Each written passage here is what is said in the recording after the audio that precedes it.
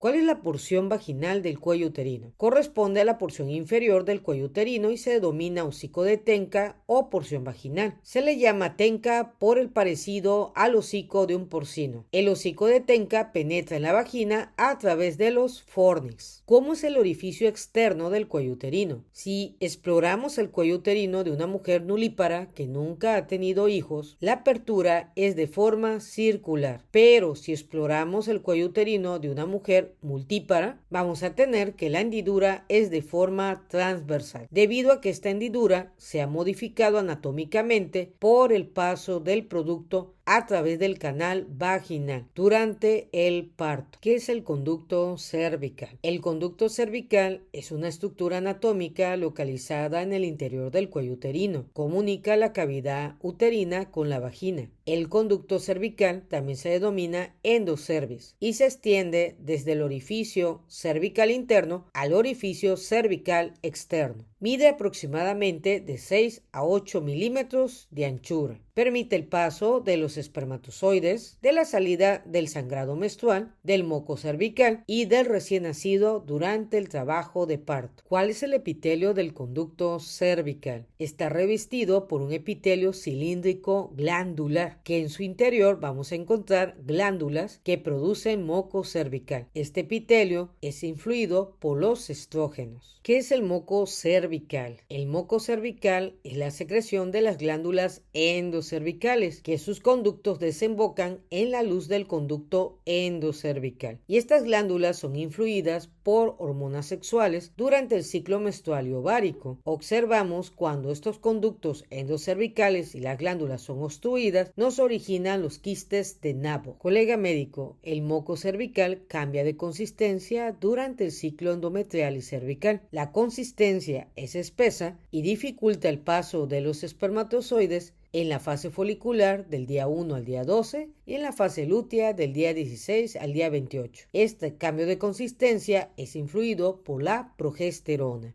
Cuando el moco cervical presenta una consistencia líquida, se presenta durante el periodo de ovulación, del día 12 al día 16 del ciclo menstrual, y el moco se vuelve acuoso para permitir el paso de los espermatozoides durante la fase de ovulación, y de esta manera los espermatozoides puedan capacitarse y lograr la fecundación del ovocito secundario en metafase 2 en la ampolla uterina. En esta imagen observamos el cambio de consistencia del moco cervical. Del 1 al 12 y del 17 al 28 vamos a tener una consistencia espesa que dificulta el paso de los espermatozoides y que corresponde a la fase folicular y a la fase lútea. Y del día 12 al día 16 vamos a tener una consistencia líquida que permite el paso de los espermatozoides y corresponde a la fase de ovulación. ¿Cuáles son las características del moco cervical en la fase folicular o preovulatoria?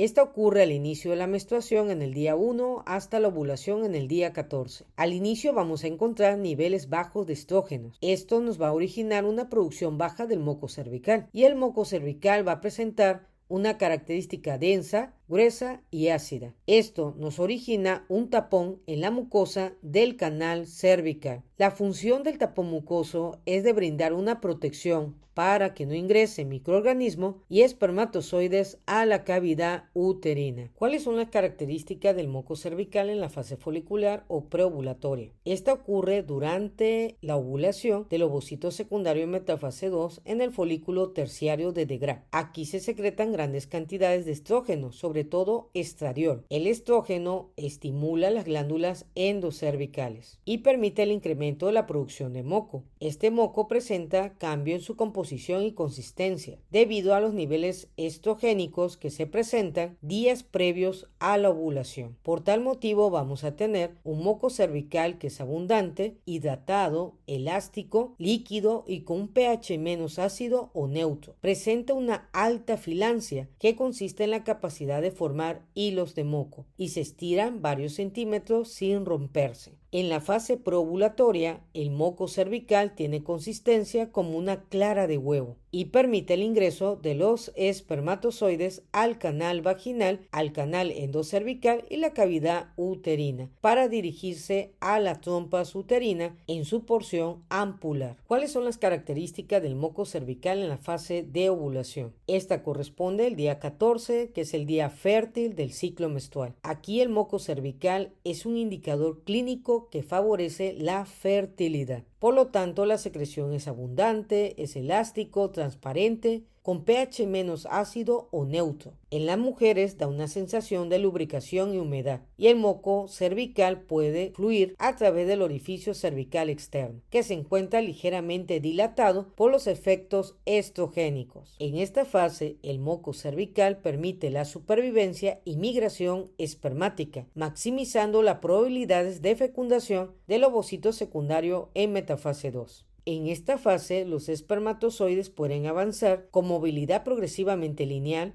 movilidad progresivamente no lineal, o tener aquellos espermatozoides que no van a tener una movilidad progresiva. Corresponde al 20% de los 350 millones de espermatozoides. ¿Cuáles son las características del moco cervical en la fase lútea o posovulatoria? En esta fase, colega, corresponde al día 16 al día 28 de la fase lútea, de la formación del cuerpo lúteo. Por lo tanto, aquí se secretan grandes cantidades de progesterona y con menor proporción estrógeno. Aquí vamos a tener una influencia progesterónica, donde el moco cervical se vuelve espeso, pegajoso, de color blanquecino o amarillo. Pierde la elasticidad, es cremoso y grumoso. Disminuye la sensación de lubricación en la mujer y con pH ácido. En el canal cervical va a formar un tapón mucoso que conforma una barrera impenetrable en la mucosa posovulatoria e impide el paso de los espermatozoides y microorganismos a la cavidad uterina.